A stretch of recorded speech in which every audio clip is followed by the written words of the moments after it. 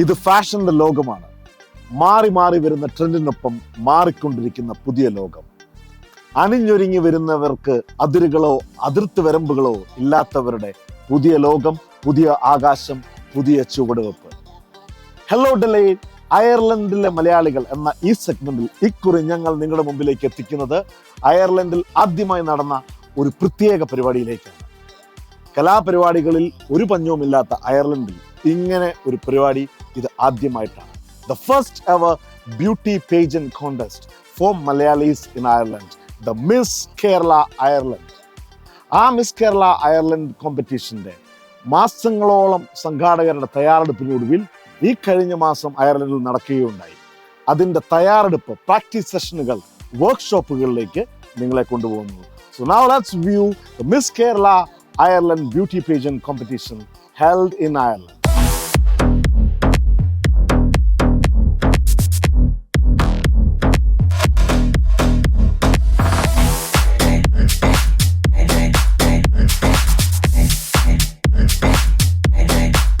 മുല്ലപ്പൂ പോലെയുള്ള പല്ലുകൾ, മുക്കുറ്റി പൂത്തു നിൽക്കുന്ന കവിളുകൾ, താമരപ്പൂ വിരിഞ്ഞു നിൽക്കുന്ന കണ്ണുകൾ, തുളസിക്കതിർ ചൂടി ഈറനണിഞ്ഞു നിൽക്കുന്ന ചുരുൾമുടി, വെണ്ണ തോൽക്കുന്ന ഉടൽ തുടങ്ങി ഒരു കാലഘട്ടത്തിന്റെ കവികൾ വരച്ചിട്ട പെൺചിത്രങ്ങളായിരുന്നു ഒരു കാലം വരെയും മലയാളി നെഞ്ചിലേറ്റിയിരുന്നത്.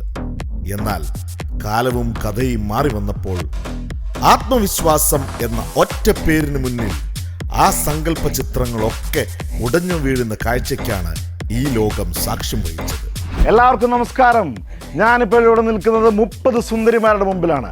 അയർലൻഡിന്റെ ചരിത്രത്തിൽ ആദ്യമായി ഒരു ബ്യൂട്ടി പേജന്റ് കോntest നടക്കുന്നു. ദ ടൈലക്സ് മിസ് കേരള അയർലൻഡ്.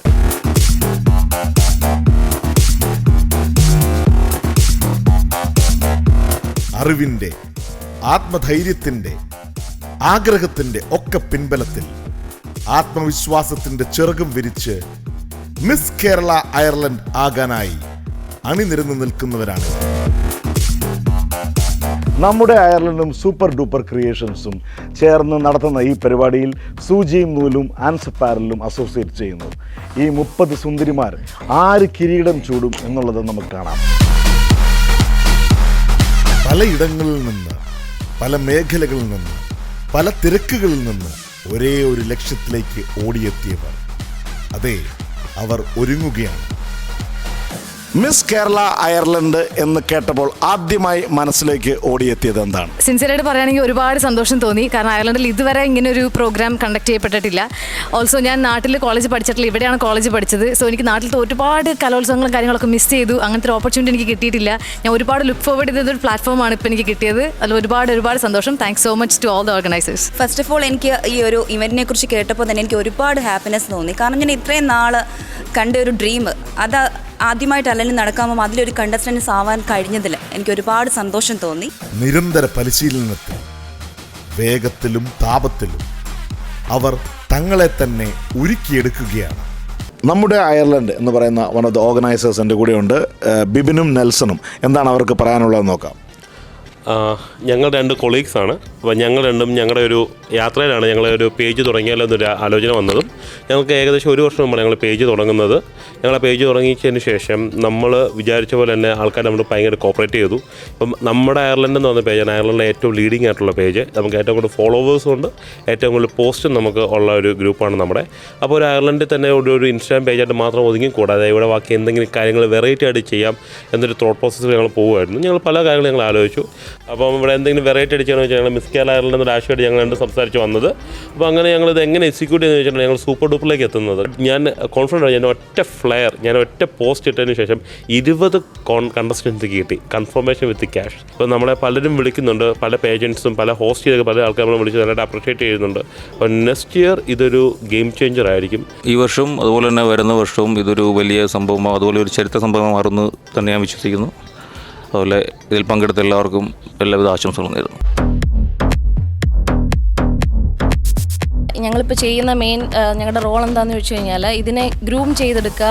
എൻ്റെ ടീമുണ്ട്, ആൻസപ്പാരലിനൊരു ടീമുണ്ട്, ഞങ്ങളുടെ ഫാഷൻ ഷോ ചെയ്തിട്ടുണ്ട്. പക്ഷേ ഇങ്ങനത്തെ ഒരു ബ്യൂട്ടി പേജൻ കോൺടെസ്റ്റ് ഫസ്റ്റ് ടൈമാണ് ഞാൻ ചെയ്യുന്നത്. അതിൽ ഞാൻ ഒത്തിരി ഹാപ്പിയാണ്. ആഗ്രഹങ്ങളുടെ അങ്ങേയറ്റത്തെത്താൻ അധികമാരും ചവിട്ടാത്ത പാതയിലൂടെ നടന്ന് അവർ തങ്ങളെ തന്നെ പുതുക്കുകയാണ്. ഉള്ളിലുള്ള സൗന്ദര്യത്തെ തേച്ചു പിനുക്കി പുതുക്കിയെടുത്ത് പിന്നെയും മിനുക്കി വെട്ടിത്തിളയുന്ന കണ്ണാടി പോലെയാക്കി അത് ലോകത്തിന് നേരെ തിരിച്ചു പിടിക്കാൻ കേരളത്തിൻ്റെ സ്വന്തം നക്ഷത്രങ്ങളായി അയർലൻഡിൻ്റെ ആകാശത്ത് ഉദിച്ചു നിൽക്കാൻ അവർ ഒരുങ്ങുകയാണ്. ഹായ്, ഞാനൊരു ഫാഷൻ ഡിസൈനറാണ് ബൈ പ്രൊഫഷൻ. ആൻസി പറഞ്ഞ പോലെ ഗ്രൂമിങ് സെഷൻ, കൊറിയോഗ്രാഫി, മെയിനായിട്ട് നമ്മൾ ഈ ഫാഷൻ കൊറിയോഗ്രാഫിയാണ് ഇവിടെ ചെയ്തുകൊണ്ടിരിക്കുന്നത്. എല്ലാവരും റെഡിയായി കഴിഞ്ഞ് അടിപൊളിയായിരിക്കും ഇവൻ്റ് എന്ന് ഞങ്ങൾക്ക് ഉറപ്പാണ്. ഉറപ്പായിട്ടും ഈ ഒരു പരിപാടി വൻ വിജയമാകുമെന്ന കാര്യത്തിൽ ഒരു സംശയവുമില്ല. ഇങ്ങനെ 30 സുന്ദരിമാരെ ഈ ഒരു വേദിയിലേക്ക് എത്തിക്കാൻ പറ്റുന്നത് വളരെ അഭിമാനത്തോടു കൂടി, വളരെ സന്തോഷത്തോടു കൂടി നോക്കിക്കാണുന്നു. ഉറപ്പായിട്ടും ഇത് ഒരു മെഗാ ഇവൻ്റായി മാറും. മിസ് കേരള അയർലൻഡ് എന്ന സ്വപ്ന കിരീടം മുടിയിൽ ചൂടാൻ അരങ്ങിൽ നിന്ന് അയർലൻഡിൻ്റെ ഹൃദയ സദസ്സിലേക്ക് ആഗ്രഹത്തിൻ്റെ പാതയിലൂടെ അവർ അണിഞ്ഞൊരുങ്ങി വരികയാണ്. To be on a stage like this, to express yourself out to the world, it's something like a dream come true. ഇതിൽ കുറച്ചു പേർ അന്ന് വിജയികളാവും, ഒരാൾ ക്രൗൺ ചൂടും. പക്ഷെങ്കിൽ അതിലെല്ലാം ഉപരി തന്നെ തങ്ങളുടെ കഴിവുകൾ ലോകത്തെ അറിയിക്കാൻ സാധിക്കുക എന്നുള്ള വലിയ ഭാഗ്യം അവർക്ക് ലഭിച്ചിരിക്കുന്നു. So all the best to all the 30 contestants. Let's all say cheers together. Cheers!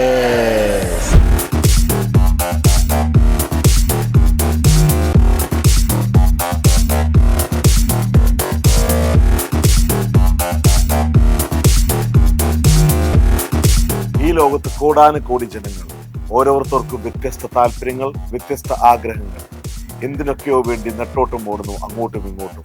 എല്ലാവർക്കും ഒരേ ഒരു ലക്ഷ്യം മാത്രം, ജയിക്കണം. എന്നാൽ ജയത്തിന് കുറുക്ക് വഴിയൊന്നുമില്ല. കഠിനമായി അധ്വാനിക്കുക, തൻ്റെതായ കഴിവുകൾ വിശ്വസിക്കുക, പരിശ്രമിക്കുക, ദൃഢപ്രതിജ്ഞ എടുത്ത് മുമ്പോട്ട് പോവുക. 1955 ഹ്യൂ ബീവർ എടുത്ത ദൃഢപ്രതിജ്ഞയുടെയും കഠിനാധ്വാനത്തിൻ്റെയും ഫലം പിന്നീട് ചരിത്രമായി മാറി. തൻ്റെതായ കഴിവുകൾ വിശ്വസിച്ച് ആ റാമ്പ് വാക്ക് നടത്തുവാനായി മുമ്പോട്ട് കഠിനാധ്വാനം ചെയ്തെത്തിയ 30 സുന്ദരിമാർക്ക് ജീവിതകാലം മുഴുവൻ സന്തോഷത്തോടെ അയവിറക്കുവാനുള്ള മധുര സ്മരണകളും വലിയൊരു ലോകത്തിലേക്കുള്ള വഴിയും തുറന്ന് കിട്ടിയിരിക്കുകയാണ്. ഇത്തരത്തിലെ നമ്മളെ ഇൻസ്പയർ ചെയ്യുന്ന, അല്ലെ മോട്ടിവേറ്റ് ചെയ്യുന്ന, അല്ലെ നമ്മളെ രസിപ്പിക്കുന്ന പുത്തൻ വിശേഷങ്ങളും കഥകളുമായി ഹലോ ഡിലേ, ഗുഡ് ബൈ.